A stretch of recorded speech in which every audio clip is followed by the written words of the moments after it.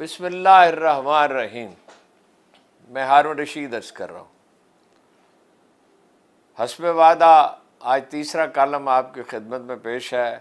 مجھے یاد نہیں پڑتا، تاریخیں لکھی نہیں تھی کب لکھا گیا تھا، لیکن آج سے کے ساتھ یہ بہت ریلیونٹ ہے۔ یہ اس چیز سے بحث کرتا ہے کہ کامیابی کیسے حاصل ہوتی ہے اور ناکامی کے اسباب کیا ہوتے ہیں۔ یہ ایک بہت بڑے یعنی ماہر نفسیات برطانیہ کے ان کا ذکر ہے، مگر ذرا وسیع تر تناظر میں۔ معاشرے کے سب سے بڑے دشمن شاید وہ دانشور ہیں جو سحر و شام موت کا گیت گاتے ہیں۔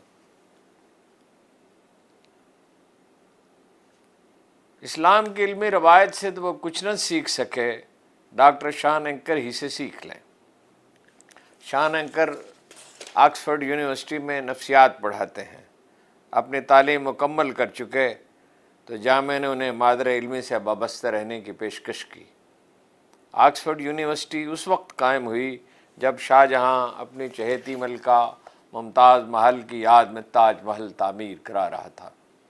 سرکاری خزانہ اس نے جھونک دیا، اس ملک کا خزانہ جس کی معیشت دنیا کی کل معیشت کا 1/4 وسائل رکھتی تھی۔ بوجھ اس قدر پڑا کہ قحط کے مارے ہندوستان میں بھوک سے مرنے والوں کی داد رسی نہ ہو سکی۔ تاج محل پہ فخر کیا جا سکتا ہے کہ ذوق انسانی، ذوق ادراک اور ذوق جمال کی انتہا۔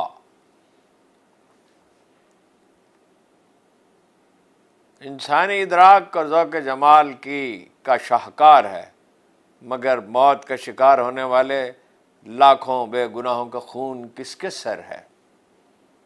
پھر یہ کہ تاج محل پہ سرمایہ نہ لٹتا تو سینکڑوں یونیورسٹیاں تعمیر کی جا سکتی تھی۔ دنیا بھر میں جو ایجادات ہو رہی تھی اور جو ابتدا ہو رہی تھی صنعتی انقلاب کی، اس سے فیض پایا جا سکتا تھا۔ اقبال نے کہا تھا، جہاں نے تازہ کی افکار تازہ سے ہے نمود، کہ سنگ و خش سے ہوتے نہیں جہاں پیدا۔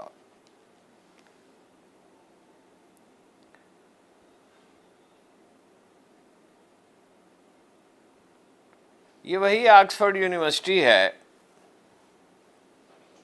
جس میں کبھی غزالی پڑھایا جاتا تھا۔ دلچسپ بات یہ ہے کہ غزالی نہیں، کانٹ، فلسفی کانٹ کے نام سے، جس نے ان کی تحریروں کا ترجمہ کیا اور حوالہ ہی نہ دیا۔ آج تو مشرق میں بھی غزالی کو پڑھنے والا کوئی نہیں۔ مشہد جانے کا اتفاق ہوا تو میں نے ان کا مزار تلاش کرنے کی کوشش کی، کوئی ایرانی ان کے نام سے آشنا بھی نہیں تھا۔ لیکن اس کی تو داد دینی چاہیے کہ جب اس پہ 2-3 کالم میں نے لکھے تو غزالی کا مزار تو خیر موجود ہی تھا، اس پہ انہوں نے مقبرہ تعمیر کرایا۔ غالباً اور لوگوں نے بھی توجہ دلائی ہوگی۔ 1 صدی تک عالم اسلام میں غزالی کا پرچم لہراتا رہا۔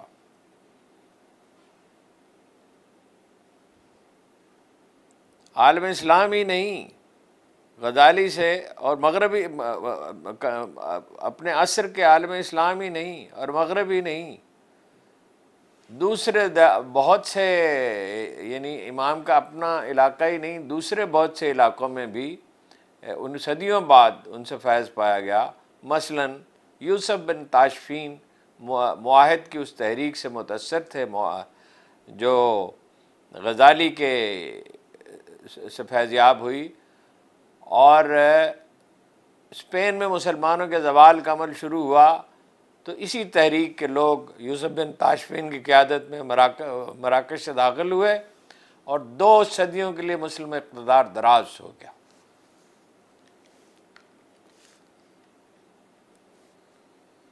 مغرب نے عالم اسلام سے جو فیض پایا اس کا تازہ ترین مظہر ڈاکٹر شان اینکر ہیں۔ یہی ایگزیکٹ نام ہے ان کا، ڈاکٹر شان اینکر۔ اس لیے انہیں جامعہ میں نوجوان آدمی کو یونیورسٹی میں تدریس کی پیشکش کی گئی،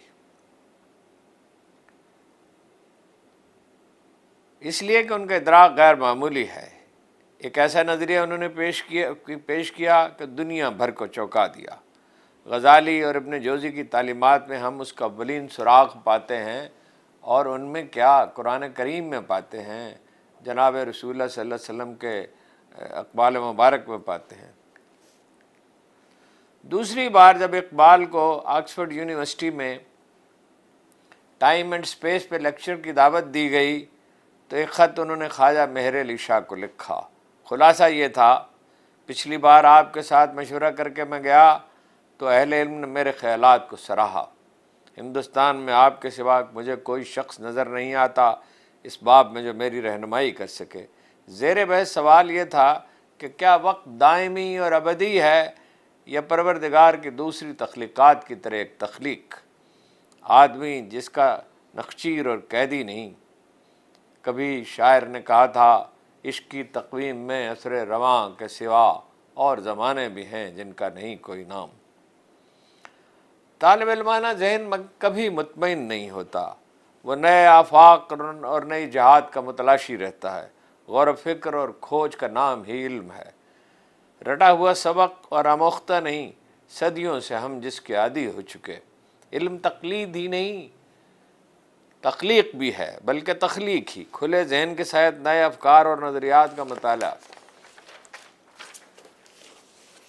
خواجہ مہر علی شاہ نادر روزگار ہستیوں میں سے ایک تھے جن کے بارے میں کہا جاتا ہے کہ درویش تو بلند پایا تھے ہی مگر عالم و عارف بھی بہت بڑے۔ اقبال کو انہوں نے سورہ کہف کے مطالعے کا مشورہ دیا، اسلام کی علمی روایت سے خوب آشنا اور مغرب کی تحقیقات کا شناور، اسی پر غور و فکر کرتے ہوئے لندن پہنچا اور آکسفورڈ میں دوسرا لیکچر دیا۔ کل شام یہ طالب علم درویش کی بارگاہ میں حاضر ہوا تو انہوں نے حدیث کا حوالہ دیا، علم حاصل کرو خاتمِ چین ہی جانا پڑے۔ عرض کیا علماء کی اکثریت اس حدیث کو مسند نہیں مانتی۔ فرمایا پیغمبر کے لہجہ نہیں بتاتا کہ پیغمبر کے یہ جناب والا کا قول مبارک ہے۔ علم کے باب میں دوسری حدیث کا لہجہ بھی یہی ہے، مان لیجئے نہیں ہے، یہ حدیث نہیں ہے۔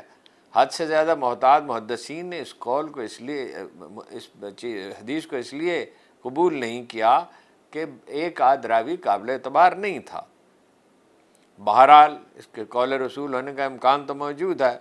پھر کہا اچھا، کسی عرب تاجر نے کہا ہوگا جو اس دیار سے آشنا تھا، جس نے دنیا کی سب سے زیادہ ترقی یافتہ تہذیب کے مظاہر اپنی آنکھوں سے دیکھے ہوں گے، حاصل یہی کہ حیات کا علم فروغ سے وابستہ ہے۔ مغرب نے اس راز کو پا لیا اور نشو و نما پاتا ہے۔ مشرق نے بھلا دیا، مشرق کیا ہم نے بھلا دیا، چین اور جاپان نے تو نہیں بھلایا، ہم نے بھلا دیا اور خار و زبوں ہیں۔ ڈاکٹر شان اینکر انسانی ذہن پہ ایک سائنسدان کی سی نظر رکھتے ہیں۔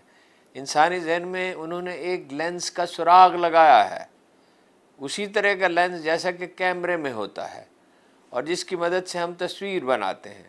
وہ کہتے ہیں اس لینس کی کارکردگی کا انحصار آدمی کے انداز فکر پہ ہوتا ہے۔ اگر وہ شکر گزار ہے، قدرت کی بخشی ہوئی نعمتوں کا احساس و ادراک رکھتا ہے تو انسانی ذہن کمال قوت کے ساتھ بروکار آئے گا۔ اس کے تمام خلیے سیلز کام کرنے لگیں گے جو سیکھنے اور تجزیہ کرنے کی صلاحیت کے حامل ہوتے ہیں۔ کتنی ہی آیات اور سرکار کے کتنی ہی دعائیں ذہن میں جگمگا اٹھی ہیں۔ ایک آیت کا مفہوم یہ ہے، اگر تم شکر کرو اور ایمان لاؤ تو وہ تمہیں اور زیادہ عطا کرے گا۔ 20ویں صدی کے مقبول فلسفی برٹرنڈ رسل نے کہا تھا، ہم چیزوں کے باہمی تعلق سے آشنا ہے مگر ان کی حقیقت سے نہیں۔ جب عالی مرتبہ صلی اللہ علیہ وسلم دعا فرمایا کرتے، اللہم نبئنی بحقیقت الاشیاء، یا اللہ مجھے چیزوں کی حقیقت سے آشنا کر۔ دعا کی تلقین کیا کرتے، اس دعا کی تلقین بھی کیا کرتے، اللہم انا علی ذکر کا و شکر کا و حسن عبادت کا، اے اللہ ہمیں اپنے ذکر کی، شکر کی اور بہترین عبادت کی توفیق عطا فرما۔ ڈاکٹر شان اینکر کا کہنا یہ ہے کہ زندگی میں کامیابی اور ناکامیوں کا انحصار خارج پر نہیں ہوتا، زیادہ سے زیادہ 10%، 90% آدمی کے اپنے انداز فکر پہ ہوتا ہے۔ اگر مثبت اور صحت مندانہ ہے، اگر تعمیری ہے तो सीखने और बुरे कार आने का बलबला कार फरमा होगा। साइंसी और इल्मी अंदाज बख्शेगा। एक के बाद दूसरी मंजिल को सर करता हुआ आदमी आगे बढ़ता चला जाएगा। उस आदमी की ज़िंदगी ज़फ़रमंदी का नमूना हो जाएगी।